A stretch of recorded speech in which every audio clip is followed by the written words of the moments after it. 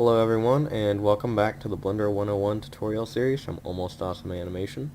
Today we will be continuing from where we left off in the last tutorial. If you missed that tutorial, the complete series playlist is available in a link in the description.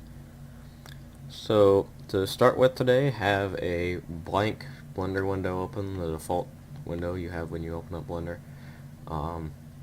So, as you can see in this big area of the default Blender window, there are three things in here, well actually sort of four because we also have this grid, but that's just reference. We have this thing over here, we have this thing here, and we have this thing over here. All three of these are objects. Objects are the main thing you'll be working with in Blender. There's a lot of ways you can edit objects to do various things with them. But the first thing I want to talk about is selecting objects. Now Blender's a little bit weird.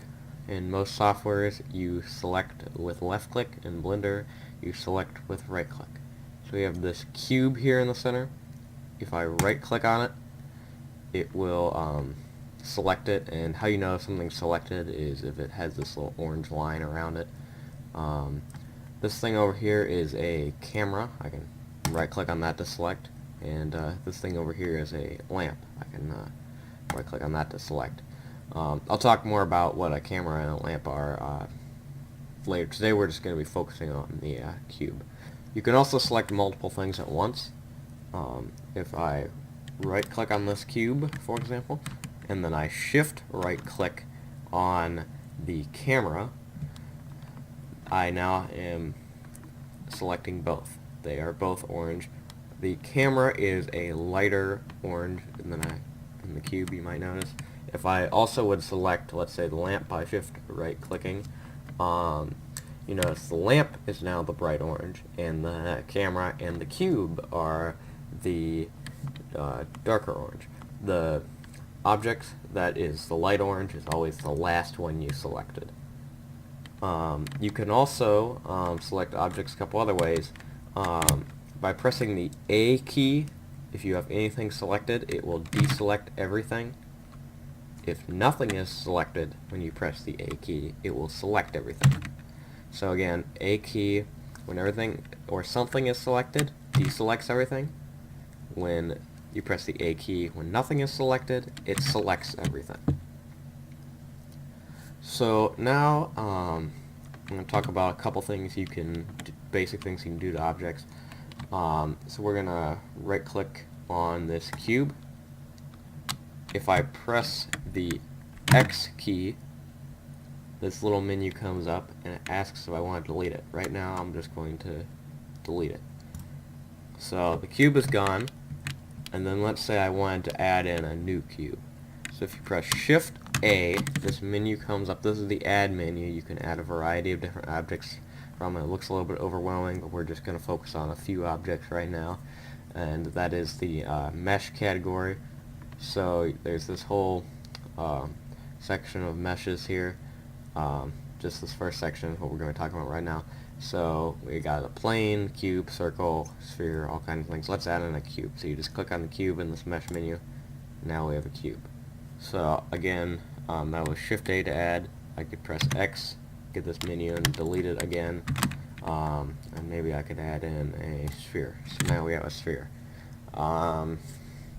So then I can delete the sphere by pressing X and getting the menu, then Shift A. How about a torus, a donut shape?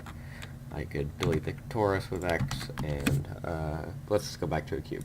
So you get the idea about deleting and adding things now. So the other thing you can do with objects in object mode, which is what we're working in right now, there's several other modes that will be talked about later, is you can transform objects. So let's say I wanted to make this cube bigger. To scale an object, you press the S key. That puts it into the scaling mode. So I can drag the mouse and it scales the object up and down. Let's say I wanted to scale by a certain factor. I want it to be double the size of what it originally was. I can type in 2 for double. Or if I want half the size, I can backspace, get rid of the 2, and then I type in 0.5.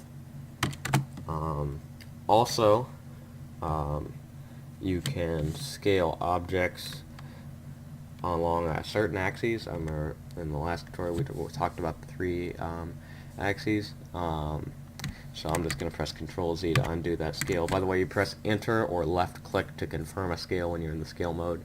If you do not want to scale something, you can press Escape. So again, I'm going to press S to go into the scale mode. Let's scale it only along the Y-axis. So S to get into the scale mode again, and then once I'm in scale mode, press Y, and it's scaling only along the Y now. Let's just do 5 along the Y, and then Enter to confirm that.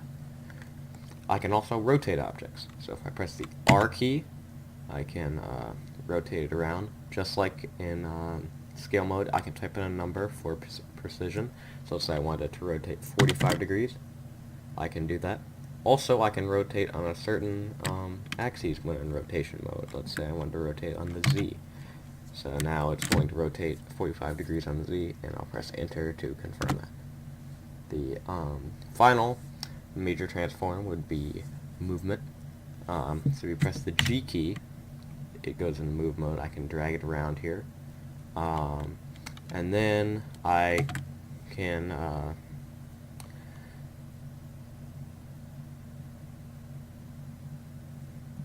also constrain this to a more precise coordinate. I can type in a number and it'll move that many grid spaces on this grid down here. So I have 3 in there right now. I can also do it on a certain axes as well. I'll do it on the X. I can do it on the Y or the Z. Yeah, I'll move it on the X.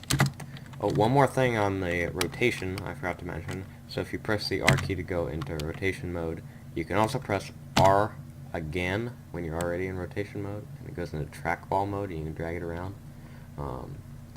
Scale and move do not have that kind of special command, but rotation does. So to sum everything up, to delete something, press X. It automatically deletes the selected object. So to select something, you right click on it, select multiple things, Shift right click, A deselects or selects everything. Shift A adds an object from the drop down menu. R rotates, S scales, G moves. When you're in scale, rotate, or move mode, you can type in a number for precision, and you can also type in a certain axis as well. So if you have questions, please leave them in the comments. Please remember to like and subscribe. Thanks for watching.